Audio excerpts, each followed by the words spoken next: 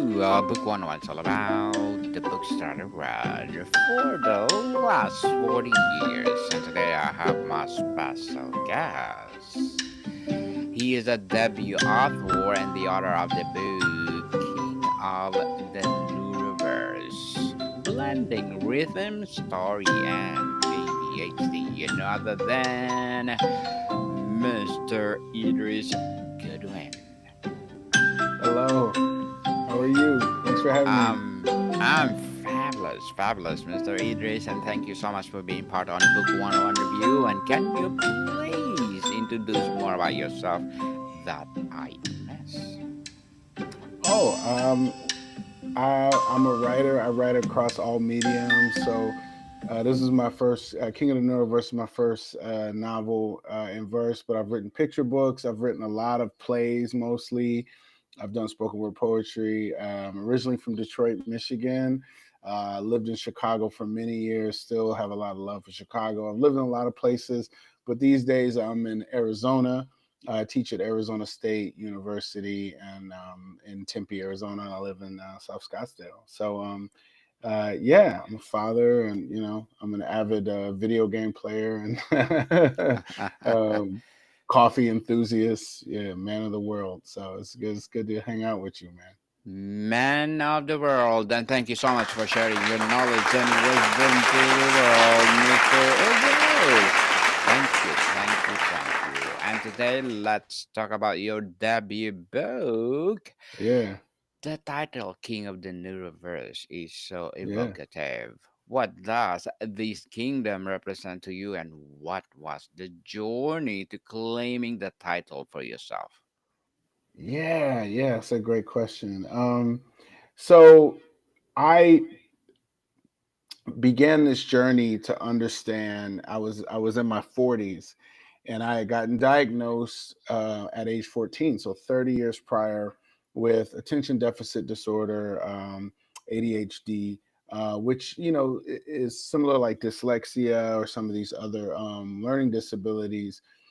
Can make learning in the traditional kind of structures of school and other things challenging because of how we process information. And so when I was 14 in the very early 90s, before we had Google and Wikipedia and all that, when we were still using Britannica encyclopedias, got diagnosed with something that me and my family didn't quite fully understand. And, we kind of quietly agreed to try other things, and I got tutors, and I just tried harder. But one of the things that helped me cope was writing lyrics and hip hop music and writing songs. And but I wasn't really treating the thing, and so it took me 30 years to finally have the courage to really challenge and deal with this thing, this learning disability. And part of that process was me going back to the beginning. And in the process of going back to the beginning, I looked at my high school transcript. And when I looked at my high school transcript, I was surprised to see that most of the classes that I had struggled with in high school were English composition, American literature, things like that. And here I was, this professional writer. I had published plays, I had written a lot of articles and essays and some poetry books.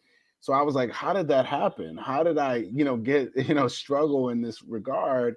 And then, here I am today. And so I wanted I work out most of my big questions through writing. And so I was like, well, I want to write, like I've always wanted to write a novel in verse. I've wanted to write a YA novel. I've written a lot of plays for young audiences. And so I was like, I want to write a book for in verse for a young adult audience, and really try to write the book that I needed, that I would have liked at 14. And so that's what set me on this journey, and the story just poured out of me. So it's fictional, but I'm drawing a lot from my experiences, as a 13, 14-year old who was not completely who was familiar with summer school. And so I've deviated from your question about what does this kingdom mean per se. But the title came to me as I was writing this book about it's fictional. The main character's name is Purnell. He's in summer school now for the third summer in a row. a summer before his senior year of high school, but this is the summer that he's going to become the king of the lunchroom rap ciphers. And he finds that in these rap ciphers, his ADHD, which gets him in trouble in the classroom, is actually an advantage to him in this rap arena. And because of his newfound confidence, he begins to challenge the very same English teacher who sent him to summer school multiple times.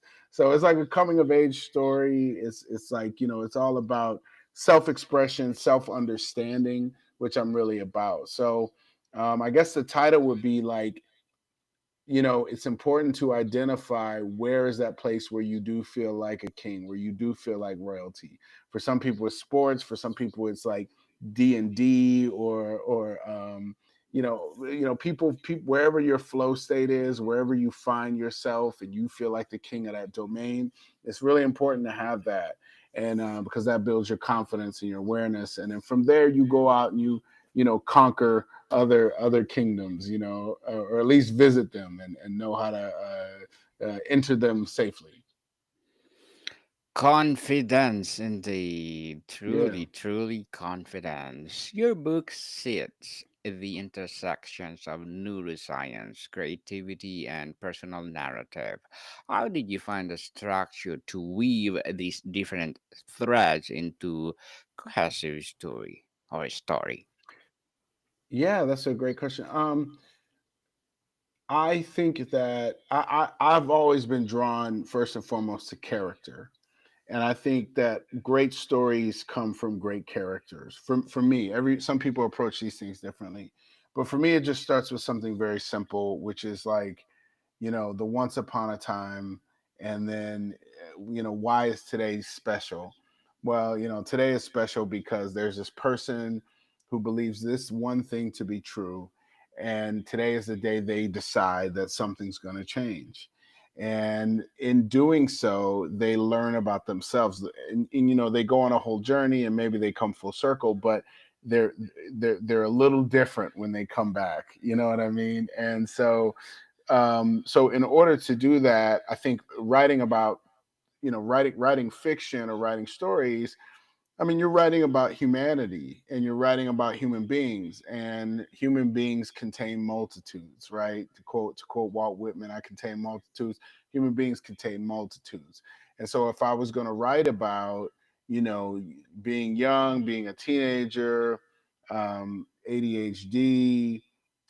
hip hop and poetry and expression, right? So there you've got, okay, so in order to write about ADHD, I got to understand a little bit about the brain, right? I got to understand a little bit about poetry. I got to understand a little bit about hip hop. I got to write like I'm a teenager. I can't write like some 40-year-old dude.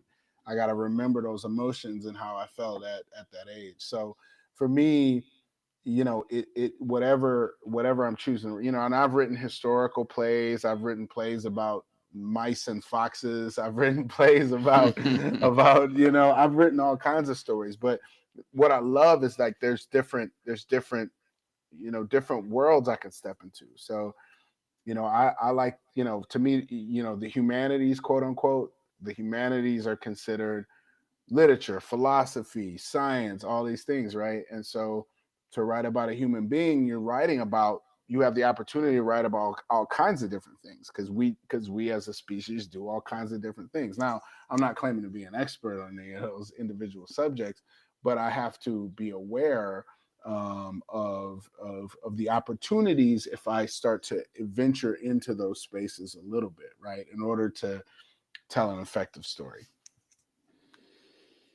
What was the most surprising self discovery you made about your own mind while writing this book, Mr. Idris? Yeah, yeah. So yeah, this, I mean, this book was like part of my therapy process, a process of acceptance. Um, Gosh, I think what's been really most, what I would say honestly, I have a lot of ideas. I get ideas every day for different stories, different things I want to do, and I'm always pitching and proposing, because like a book doesn't happen without help, right? Like you gotta get someone to advocate for you, and sometimes the people that advocate for you, they don't always love every idea you got. They're like, I don't think that's the one. You know what I mean? So what's been great is the moment I had this idea, it's just been so people have been so responsive to it. People have been so, my agent, my editor, and even before the book came out, like early readers of it, they get it on different levels. Some people are my age and going through their own ADHD discoveries. Some people have kids who have ADHD who respond to it. Um, and neuroscience, clinical professionals, teachers. So I guess the most surprising thing to me has been, anytime people are just sort of open, about an idea, because to give birth to an idea and to push an idea, it's like you're running a political campaign. Well, if you had to distill the central message of King of the Universe into a single Yeah. powerful declaration, what would it be? Woo. Gosh.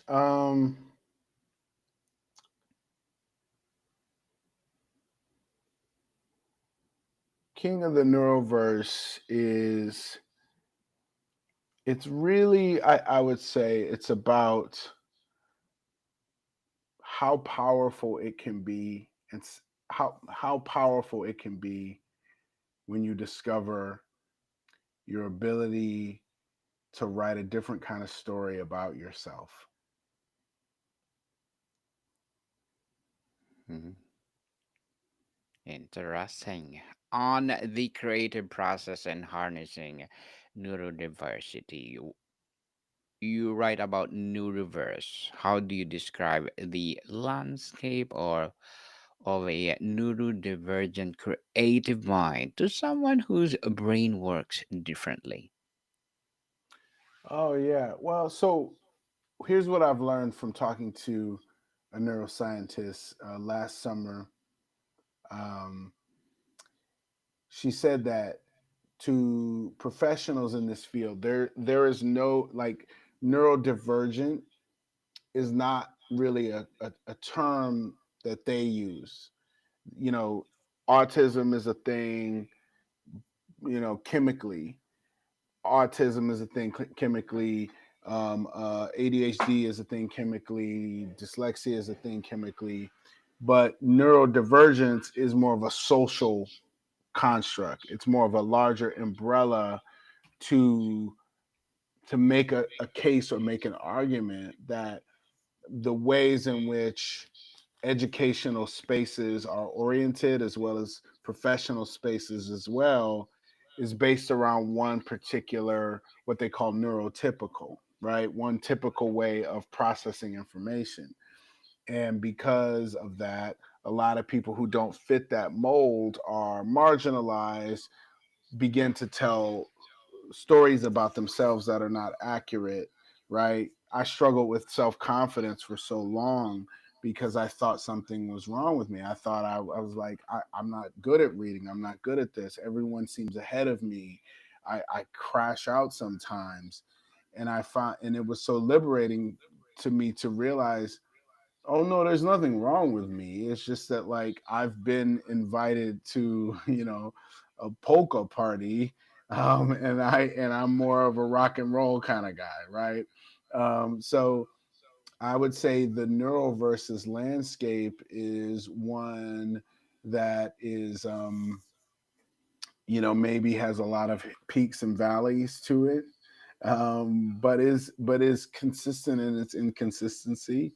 I would say that it is not boring. It has many different types of topography. It's lush. It's got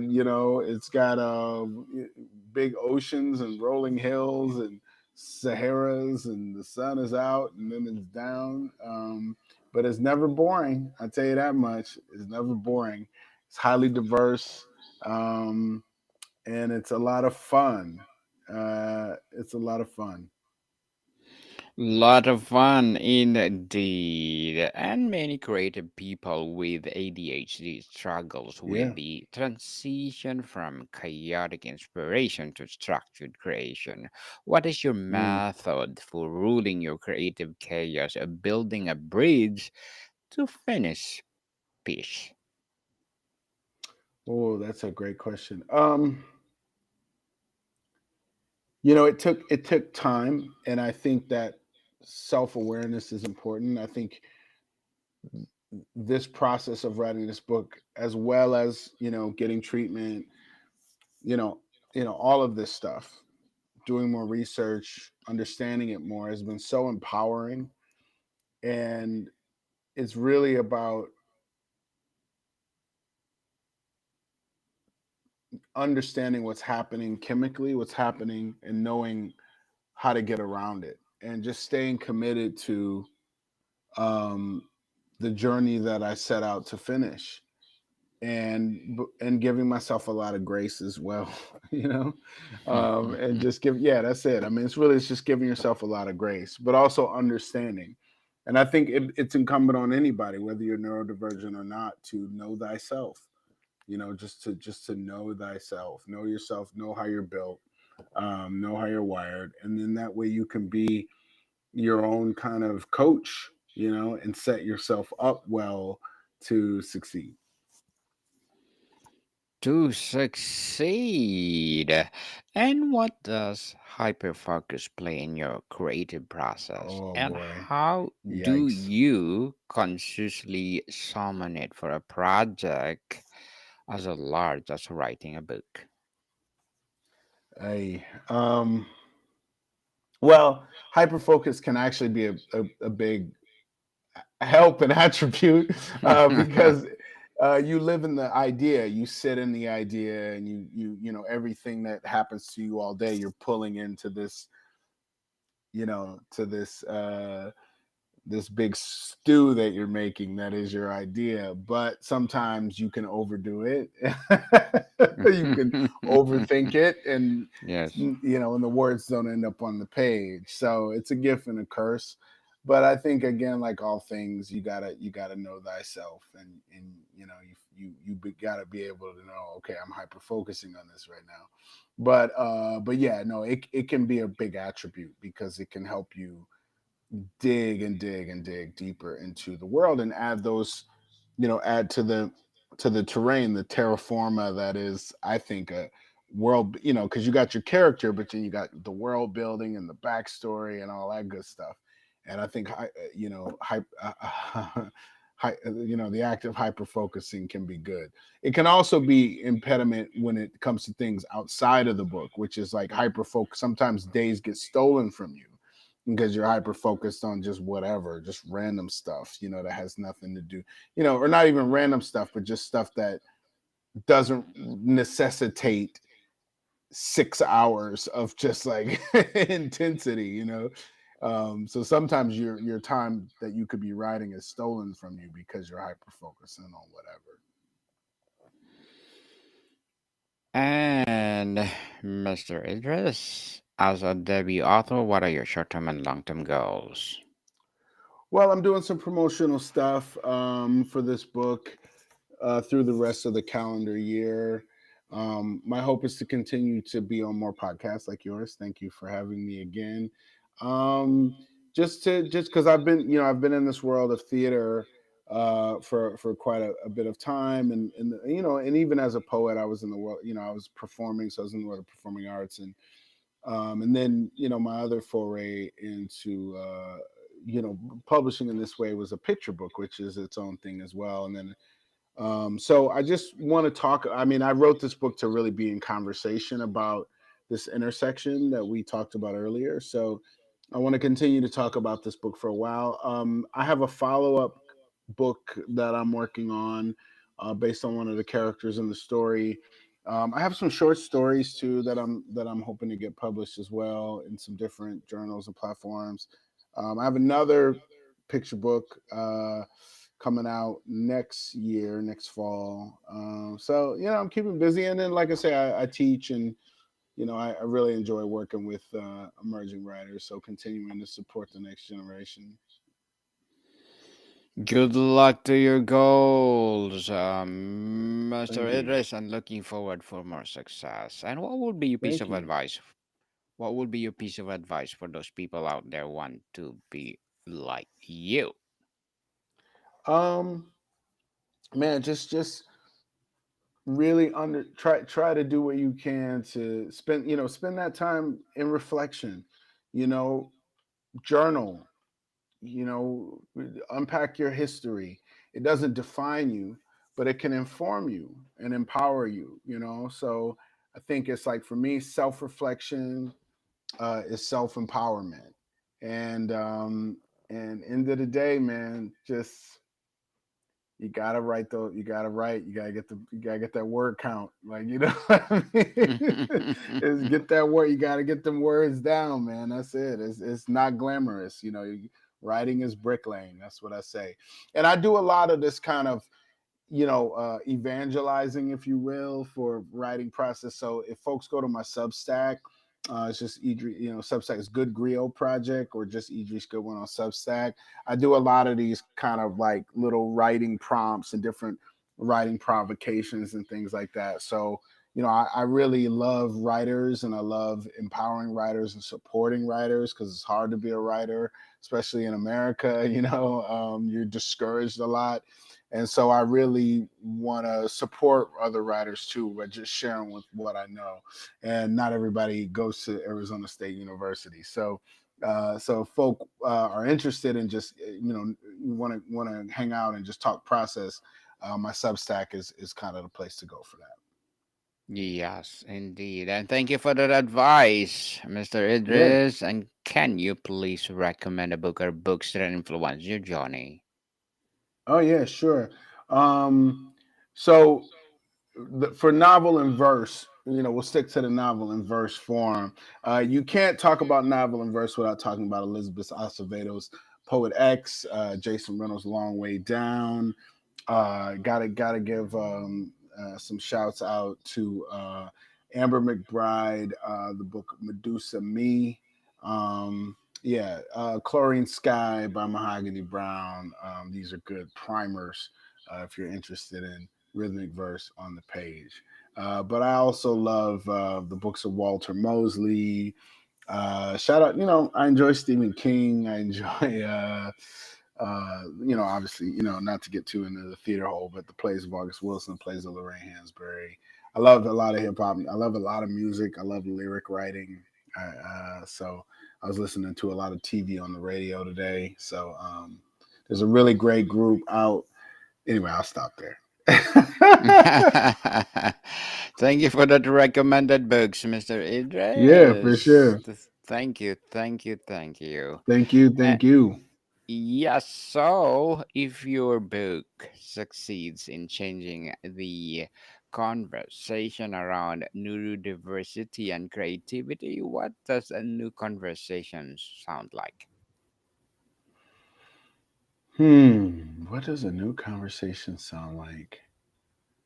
I think it sounds like how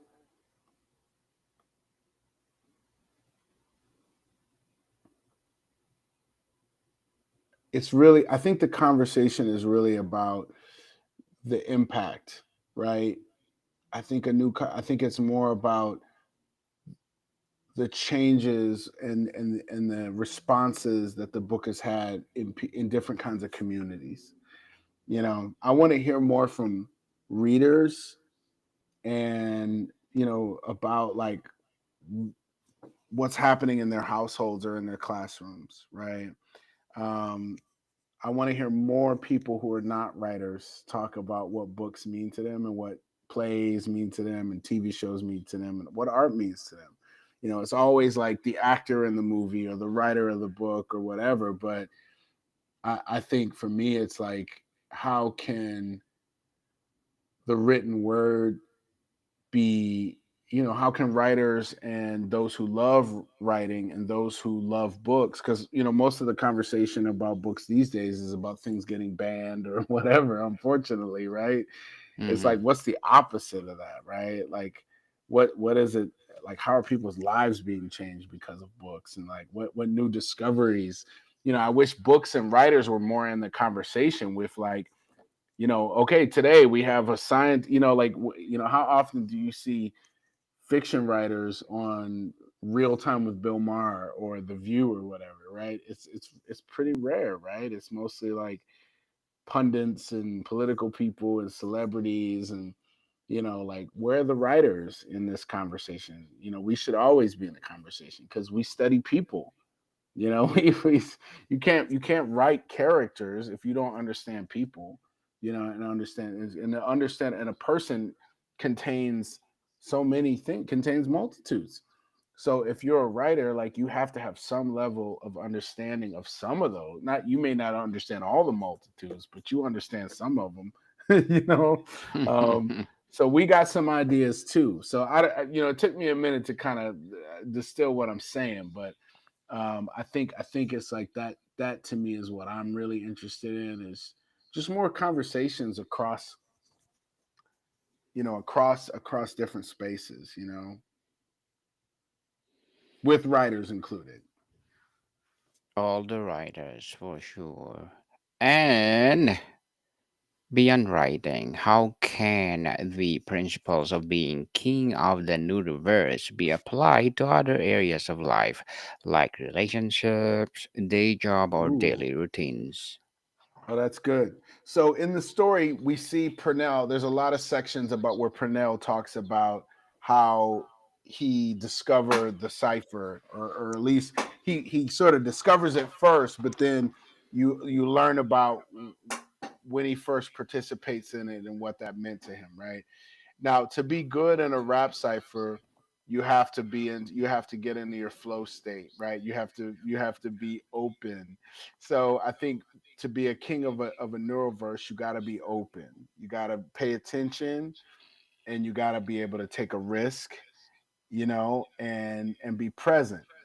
So I would say being present, being a good listener, knowing when to give, when to receive, to be in dialogue. A good freestyle conversation is a dialogue, just like we're having. Um, I think to be a king of a neuroverse, you have to have some curiosity about your wiring, how you work. You know what I mean? So I would offer that. Mr. Idris, before we wrap up our discussion for today, I'm inviting you to please do listen to my other podcast, people. My other podcast, Sure. because my abstract essay is already in fifth season. Abstract poetry in second season, and my book 101 review in fifth season too.